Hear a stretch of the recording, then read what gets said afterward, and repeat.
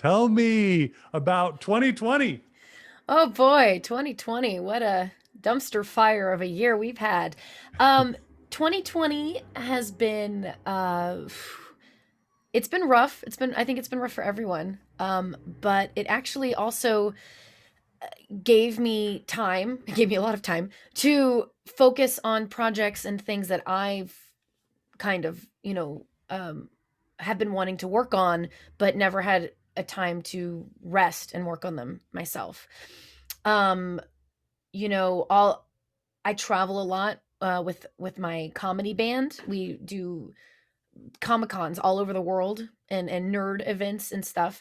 And we had a full schedule booked for 2020. Including like a couple of weeks in England performing in a castle and like a cruise and all these amazing gigs booked, and everything got canceled, and so my band was on hiatus since March of 2020. So it made me really kind of think about what kind of creation I can do from home that that I've always wanted to put out there. So it allowed me to focus on solo music. I've done a lot of writing. I've done a lot of collaborations with friends that I've never would have performed with ever. So a lot of my friends who do music or sing or they're all locked at home somewhere else, and Yeah. so uh, I basically just sent out messages to a lot of my musician friends, going, "Hey, send me a video of you singing and playing music." um, and just send it to me in video form. I'll record a video of me like singing harmonies and adding to it, and then I'll edit it together. And that's been another actually really good thing about 2020 is I've never had the skills to edit videos or create my own music tracks or anything like that. And 2020 kind of forced me to learn how to do it myself because I couldn't rely on going into a professional studio anymore. I couldn't rely on, um, you know, shooting things with a production company and then having, the director edit it because there is no director, there is no shooting. So I downloaded easy programs and kind of self-taught myself. I'm not good at it by any means, but it's given me the basic skills necessary. And so that's been really great. I mean, for example, the latest video I put up on YouTube was a friend of mine who lives in Germany, who, we used to sing together all the time back when I lived in Orlando in like 2006. And then we haven't sung together since. And because of quarantine, I was like, why not? Why not us sing together? So he sent me a video of him singing his part, and then I edited a video of, and I can just record it via Zoom. Like I literally just press record on Zoom and record me singing my part if I'm too lazy to set up, my phone or tripod or lighting. I'm just like, "Oh, this will work. A webcam will do." So, So you know, when do you think it hit you that like something has to change? That you have to, if you're going to create stuff, oh man, you're going to have to do it differently. it started early on, once lockdown happened starting in March, I was very lucky that my birthday is at the end of March. Not lucky because of that, because there was no birthday. But for my birthday, I really wanted to upgrade my computer and upgrade my recording equipment. So it just timed out perfectly that right when quarantine hit, I had just updated. Like, I don't know if you can see, I'll move my camera. You can see kind of like the foam up on my walls, my little mic set here. I got a new webcam, I got a desktop to help me edit things better because I do a lot of voiceover work as well. And I updated my system for voiceover auditions. I had no idea me learning how to do more audio editing would be such a blessing when it came to the voiceover industry, because now I'm actually having to record voiceovers from home. Hmm. That's also something that's been rough for 2020 because again, I'm used to going into like Cartoon Network, Nickelodeon. I'm used to going into the physical studios where they have a sound engineer right there and everything's perfect and everything sounds great. And I don't have a home studio. So Yeah. a lot of people think that in order to try to get into voiceovers or to record music, you need a full home studio, which you don't. I don't know if you can see the giant TARDIS behind me, but that is a blanket over my windows to help with noise cancellation. so you don't hear traffic as much. You know, you can actually get some really great quality sounds just by kind of jerry rigging your own setup using, you know, I have a pretty cheap USB mic Mhm. that most people would say would not be considered a professional studio quality, but so far no one's come at me. Sounds good. So yeah, it's been interesting. I Yeah. don't know. I also have ADD, so I don't know what the original question was that you asked me. So It was hopefully. just state your name. That's all I asked was just Oh, state your name. hello. I'm My just, name is Bonnie Gordon. I'm just joking. I have lost all sense of direction in 2020, and I No, think it's that's 2021 now. I'm not sure. it Um, is. So yeah. tell me, what's that like to do voiceover from home? Is there somebody like directing Oof. you while you're doing it? So the few sessions, I can't tell you exactly what I've been working on lately, Mhm. due to NDAs. I have some really exciting announcements for 2021, so that's been one positive outlook on 2020. Um, the animation industry is the one thing that's really working right now because so much animation can be done remotely. So Mm. while all studios and all creative work in 2020 had pretty much stopped, animation has continued.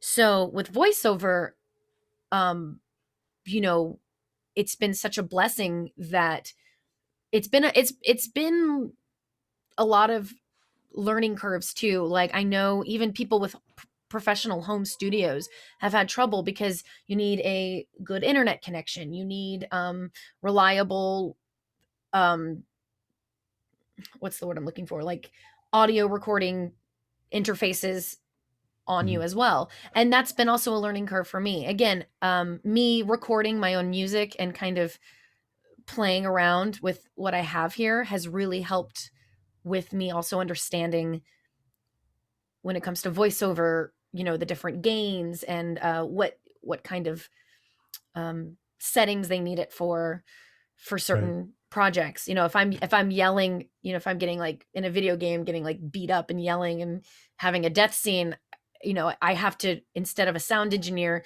fixing it on their end, I have to fix it myself and change the levels myself. So it's been a Yeah. learning curve, but Cool. it's definitely made me appreciate sound engineers and directors so much more now.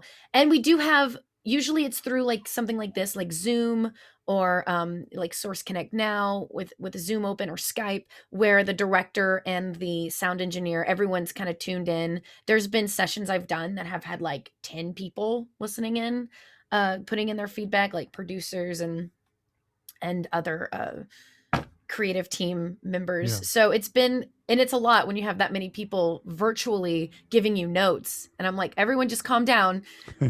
I can only hear one of you at a time because Zoom is canceling out the voices. Um, So yeah. you're besides having more animations or besides animation being so popular, Hmm. has it changed the way you work and the way that you acquire work? Oh, unbelievably so. You know, being in entertainment in 2020, we got hit so hard. You know, live theater is done Mhm. right now. For now, it will be back. Mhm. In fact, I think it's going to be like Renaissance level once theaters can open up because so many people are going to be craving that live entertainment aspect. Um, you know, theaters are shut down, live music venues are shut down, and everything is virtual now. So one thing that I've loved to do with friends, I've done a few of them so far, has been like live or not live, virtual table reads of like pilot scripts or different scripts.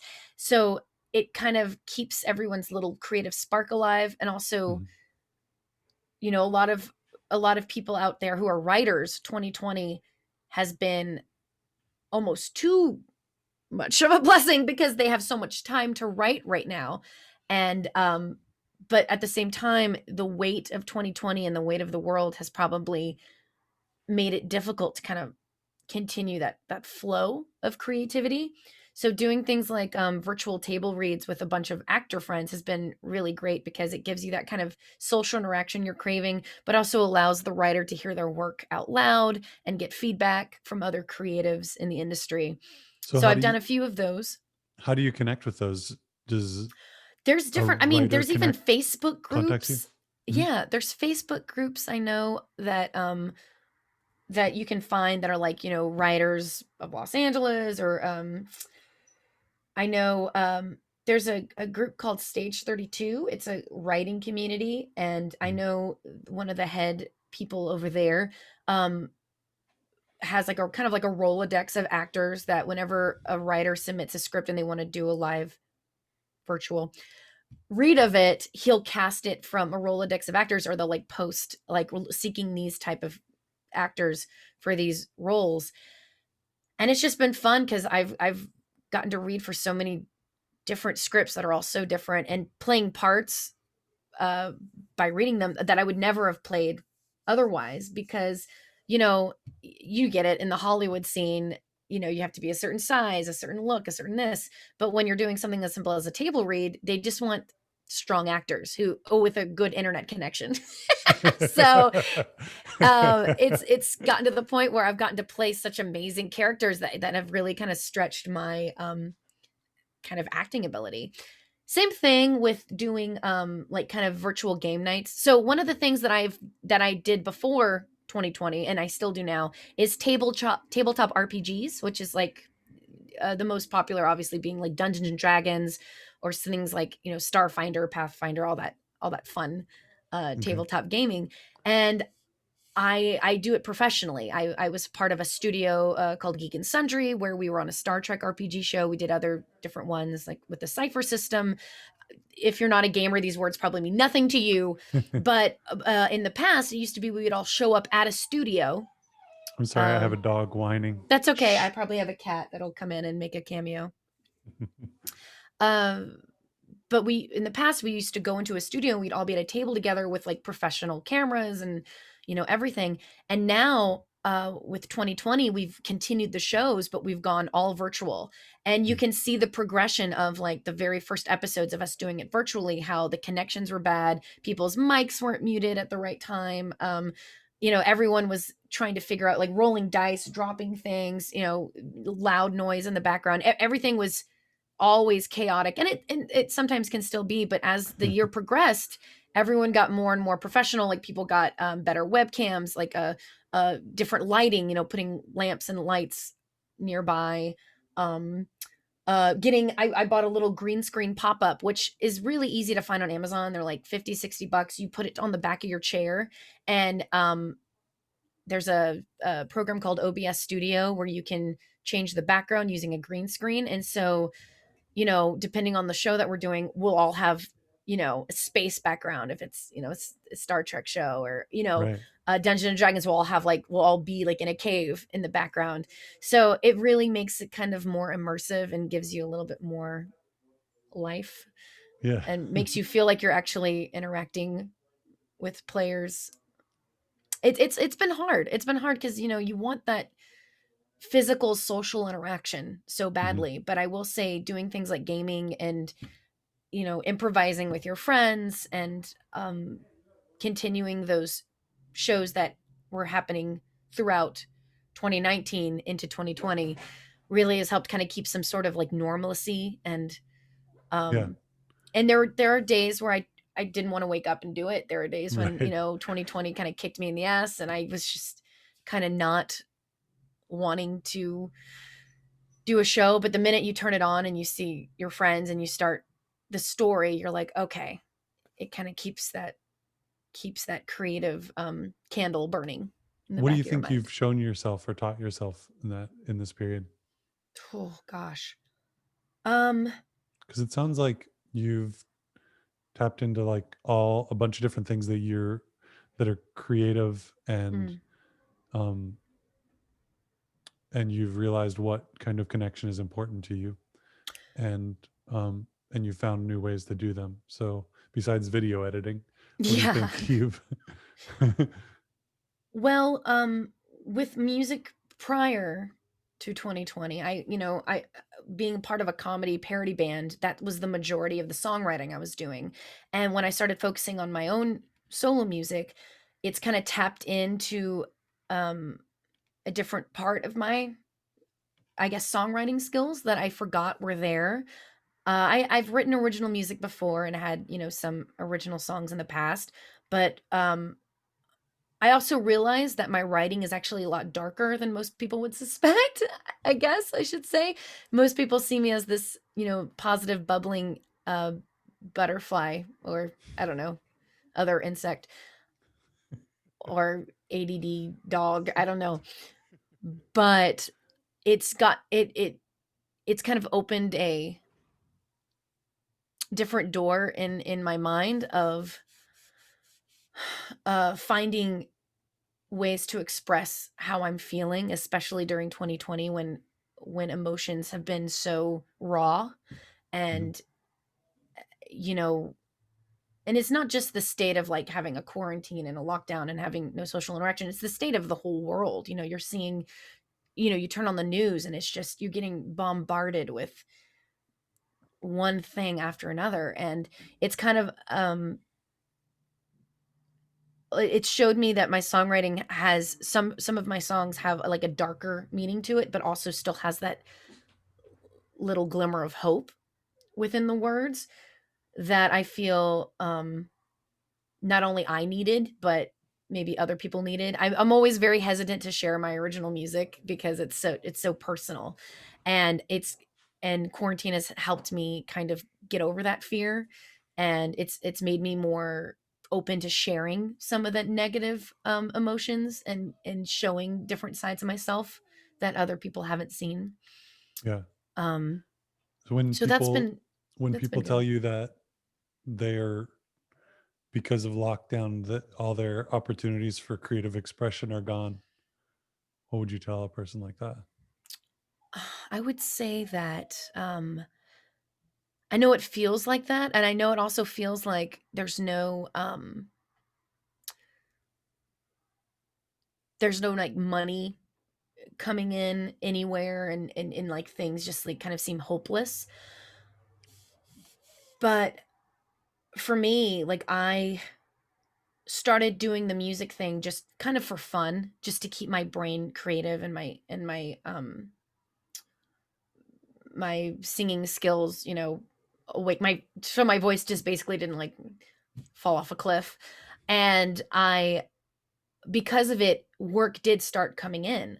Grant you small things, but like a little indie film was looking for a song for like a fight sequence, like a rock song that they had written, and they needed a female vocalist, and they had heard something I did, and they sent it over to me. And I was terrified because I have never recorded music outside of a professional studio, and I had to kind of learn trial by error how to make it work. Luckily, they had someone mix it because I was just like, "Ugh." But it and then, for example, in the gaming community, there was like a Kickstarter video for a new game that just came out, where they had like a visual of like a woman singing a lullaby to a baby, and they had written a lullaby, and they contacted me to sing the lullaby, the vocals of the lullaby. So it was incredible to see how me putting my own music out there and kind of just taking risks opened doors that I probably would never have had in the past, because most people only saw me as like a parody comedy singer and not like a real musician who can um tell a story with music that's not about Star Wars Yeah. or like The Hobbit. So it was really nice to have creatives kind of trust me with something of theirs that I wouldn't usually have never have even had the opportunity or have touched in the past. Yeah. So besides the NDA protected things that you're working on, what's next? Oh gosh. Yeah. Or tell me something that you like see an opportunity for in 2021 that maybe you didn't think was possible a few months ago. Well, I've written so much original music, and I have so many ideas for other songs. Like, actually, it's funny. I've been feeling kind of creatively drained lately, and just not having any motivation. The holidays, I was just kind of like me.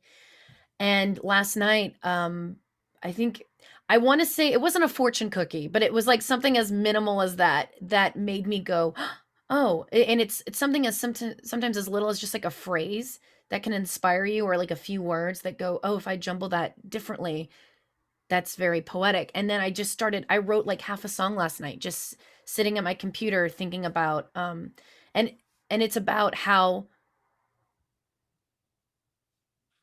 with it's actually a reflection on 2020 and the hope that we can have for 2021. And it's basically all, it starts very dark. And I think one of the lines even said something like, I know instead of crossing this bridge, you'd rather jump, stuff like that. And it's, but the tag of the song is after the storm, the birds will sing. So it kind of gives that sense of hope at the end. I know that wasn't the question, but No, that's to it. answer your That was question, perfect. I love that. I'm hopefully going to really focus more on releasing a possible solo album in 2021, just from all the creative energy I've put into different songs in 2020. Uh, Sitting in my room alone with my cat, contemplating, world domination. So Yes. hopefully I can finally bring that to light, because I've always wanted to do a solo album and never had the time or the opportunity to do it. And again, it's going to cost money, it's going to cost resources that I currently don't have. But I feel like with the new skills that I've kind of forced myself to learn throughout the year, I feel like it'll be an easier process for me to make it happen than it would before 2020. If that Awesome. makes sense. So killer. Thanks. Yeah. Thanks for talking. I hope you keep on developing the stuff that you need to develop and keep on putting out the value that you have and let people Thank know. you. And you're going to keep getting more back, I think. That's And awesome. to all the like creatives out there, including, especially in our community, the magicians and the vaudevillians and just the people that are kind of, I feel, without a live audience, we feel like we have no purpose. Um, just keep creating and keep throwing things out into the ether, into the internet, because you don't know, even if, you post up a video and only a few people see it, you don't know what difference that like few people seeing it you've made. You know what I mean? I know that sounds Awesome. corny, but No. I feel like so many people right now feel lost and feel hopeless, and Mhm. just the creativity of creating something new and putting it out there and taking risks, I think gives a little bit of sparks of joy that the world needs right now. Awesome. Thank you. Yeah. After the storm, the birds will sing.